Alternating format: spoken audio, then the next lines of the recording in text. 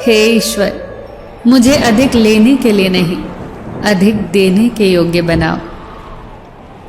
वो कागज रखता है ना किताब रखता है, फिर भी वो सारी दुनिया का हिसाब रखता है। गीता में लिखा है, परिवर्तन संसार का नियम है, जिसे तुम मृत्यु समझते हो वही तो जीवन है।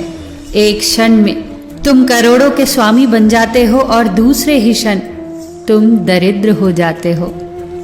मेरा तेरा, छोटा बड़ा अपना पराया सब छोड़ दो, फिर सब तुम्हारे हैं और तुम सबके हो। भगवान श्री कृष्ण से कितना कुछ छूटा। पहले माँ छूटी, फिर पिता छूटे।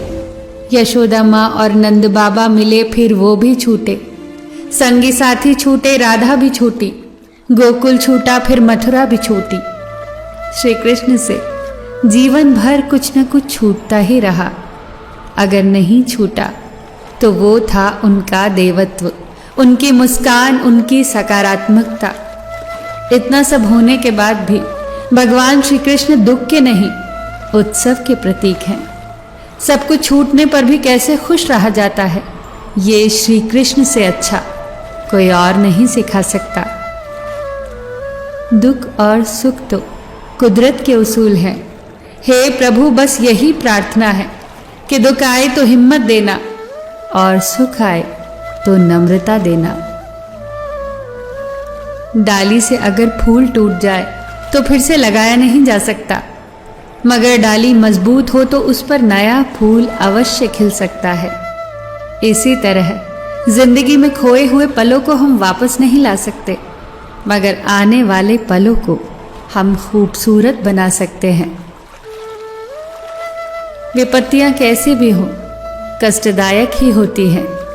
अगर आज आप किसी दूसरे की विपत्ति में निस्वार्थ भाव से मदद करते हैं तो निश्चित ही आपकी भी मदद के लिए कोई न कोई अवश्य सामने आएगा।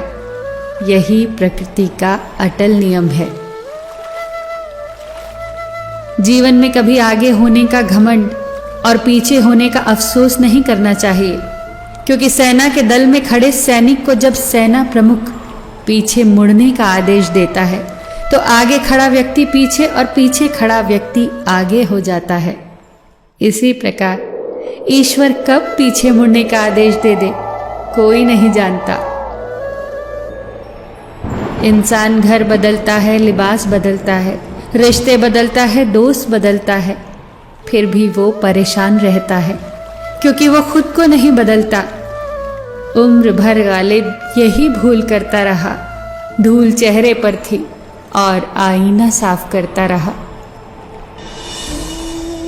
जिंदगी जीनी है तो तकलीफ तो होगी ही, वरना मरने के बाद तो जलने का भी एहसास नहीं होता। जब एक दरवाजा बंद हो जाता है तो कुदरत दूसरा दरवाजा अपने आप खोल देती है, पर हम अक्सर बंद दरवाजे को इतने अफसोस और निराशा से देखते हैं कि हमें वो दरवाजा दिखाई ही नहीं देता जो हमारे लिए खोला गया है। रोजाना मंदिर जाना उत्तम है, रोजाना जप करना भी उत्तम है, रोजाना गीता पढ़ना भी उत्तम है, लेकिन अपने अंदर झांक कर देखना किसी दिन एकांत में बैठकर कि इतना करने के बाद आपके अंदर कोई परिवर्तन हुआ। क्या कुछ कुछ पराये अपने से लगने लगे हैं? क्या प्रकृति की धीमी धीमी आवाज आपके मन को भाने लगी है? क्या कभी कभी बिना कारण आंखें भर आती है? क्या कभी ऐसा लगता है कि पेड़ पौधे आपसे बात करना चाह रहे हैं? क्या कभी ऐसा लगता है कि खिलता हुआ फूल आपसे मिलना चाह रहा है? जब आपको ऐसा लगने लगे कि आप अकेले नहीं हैं, पूरा ब्रह्मांड आपके साथ है, तो समझ जाना कि आप सही राह पर हैं। एक पंछी जब घोंसले की नींव रखता है तो कितनी मेहनत से वो तिनका तिनका बटोरता है और घोंसले का निर्माण करता है, अपने बच्चों के लिए सुरक्षित घर का निर्माण करता है। फिर जोर से आंधी आती है और घोंसले का तिनका तिनका बिखर जाता है, परंतु ना वो पक्षी रोता है ना ही विलाप करता है। वो बिना किसी विलंब के अपना घोंसला फिर से बनाता है। हमें सीखना है उस पंछी से कि बिना रुके, बिना थके, बिना हार माने प्रयास कैसे किया जाता है, तब तक जब तक आप सफल न हो जाए। फिर मिलेंगे दोस्तों अगली वीडियो के साथ। तब तक के लिए अपना ख्याल रखना और हमेशा मुस्कुराते रहना।